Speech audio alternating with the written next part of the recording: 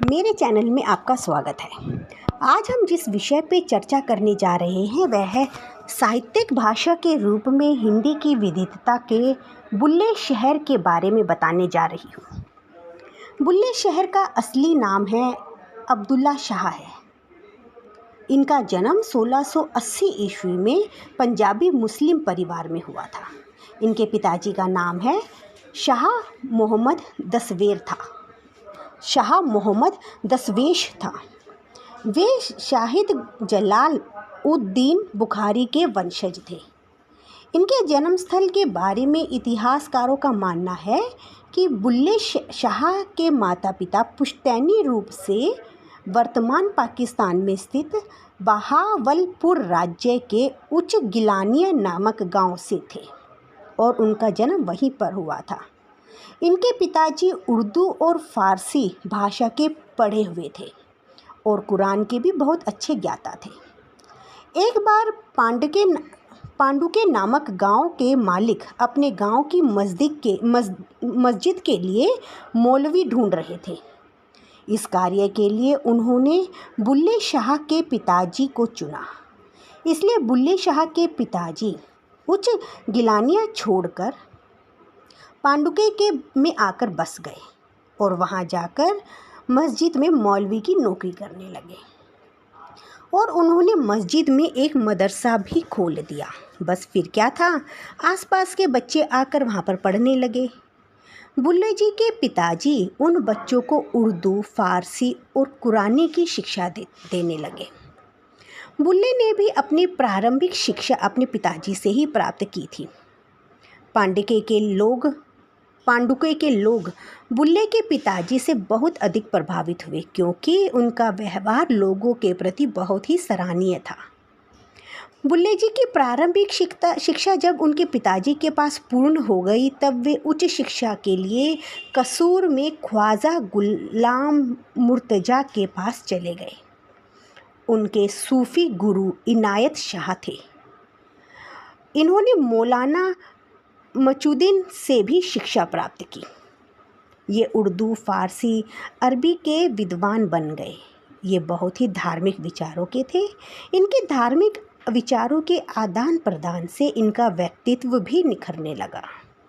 इसके बाद इन्होंने इस्लाम के सूफ़ी ग्रंथ कुरान, मंदक, नाज़मा, गुलिस्तान का अध्ययन किया और अपना ज्ञान भी बहुत अधिक बढ़ा लिया। बुल्ले शाह के साथ साथ वारिश शाह ने भी वहीं से शिक्षा प्राप्त की थी। मुर्तज़ा ने अपने 2 शागिर्दों के बारे में एक पुस्तक में विशेष उल्लेख किया है। उन्होंने कहा है कि एक तो बुल्ले शाह है जिन्होंने अपनी शिक्षा ख़त्म करने के बाद हाथ में सारंगी पकड़ ली और दूसरे वारिस शाह हैं जिन्होंने शिक्षा पूरी करने के बाद हीर रांझा के गीत गाने आरंभ कर दिए। एक दिन बुल्ले शाह की मुलाकात सूफ़ी संत मुर्शद शाह अली से हुई। बुल्ले शाह उनके साथ समय बिताने लगे और स्वयं भी सूफ़ी संत के आनंद में डूबने लगे और वहीं पर रह के उन्होंने लेखन भी आरंभ कर दिया। मुर्शद शाह अली के से प्रेरणा लेकर ये तप करने लगे। तप करते करते इनके परमात्मा से मिलने की ललक पैदा हो गई। एक दिन बुल्ले शाह ने रात को ख्वाब देखा कि एक व्यक्ति तख्त पर बैठकर नीचे की ओर आ रहा है और वह बुल्ले शाह से कहता है कि जिससे तू मिलना चाहता है उसे तुझे इनायत कादरी ही मिलवा सकता है। बस फिर क्या था, सुबह उठ के उसने अपना ख्वाब बताया। इन्होंने अपने सपने के बारे में बताया तो मुर्शद शाह अली ने कहा कि इनायत कादरी का डेरा तो लाहौर में है। तो बस वो लाहौर चले गए कादरी जी से मिलने के लिए। वहाँ जाकर बुल्ले शाह ने देखा कि इनायत कादरी अपने चेलों के साथ ध्यान लगा रहे हैं। बुल्ले शाह ने उनका ध्यान अपनी ओर आकर्षित करने के लिए एक आम के पेड़ के नीचे बैठे और तप करने लगे। इनके तप करने से पेड़ पर लगे आम धान के खेत में गिरने लगे। गिरे आमों को देखकर कादरी जी का ध्यान बुल्ले शाह की ओर गया और उनके पास जाकर कहने लगे, काका ये आम तुमने गिराए हैं? बुल्ले शाह ने कहा, नहीं तो मैं तो पेड़ पर भी नहीं चढ़ा। कादरी जी बोले, अच्छा तो तू चोर है। यह सुनकर बुल्ले शाह कादरी के पैरों में गिर गए और कहने लगे, मुझे रब से मिलना है। यह सुनकर कादरी जी वहाँ से चले गए। बुल्ले जी भी उनके पीछे पीछे चलने लगे। तब कादरी जी बुल्ले जी से कहते हैं कि बुलिया, रब का क्या पाना है, धान की पोत को एक जगह से निकाल कर दूसरी जगह लगाना है। बातों ही बातों में कादरी जी ने शायद उसे पहली सीढ़ी पर चढ़ने का रास्ता बताया। बुल्ले शाह भी समझ गए कि रब को पाने के लिए शुद्ध आत्मा से अपना ध्यान इस संसार मोह माया से हटाकर परमात्मा की ओर लगाना होगा। तब बुल्ले शाह ने कादरी जी के पैरों में गिर गए और उन्हें अपना गुरु मान लिया। जब बुल्ले शाह के परिवार को इस बात का पता चला तो परिवारजनों को इसका विरोध करना पड़ा, क्योंकि बुल्ले शाह का परिवार पैगंबर मोहम्मद का वंशज होने की वजह से ऊंची सैयद जात का था, जबकि कादरी शाह इनायत जात के अराइन थे, जिन्हें निचली जाति का माना जाता है। लेकिन बुल्ले शाह यह सब जानते हुए भी उन्होंने अपने गुरु से अपना नाता नहीं तोड़ा। इन्होंने अपने एक काफिया में परिवार द्वारा किए गए विरोध का भी जिक्र किया है। लेकिन परिवार के द्वारा किए गए इस विरोध का बुल्ले शाह को बहुत ही बड़ी कीमत चुकानी पड़ी।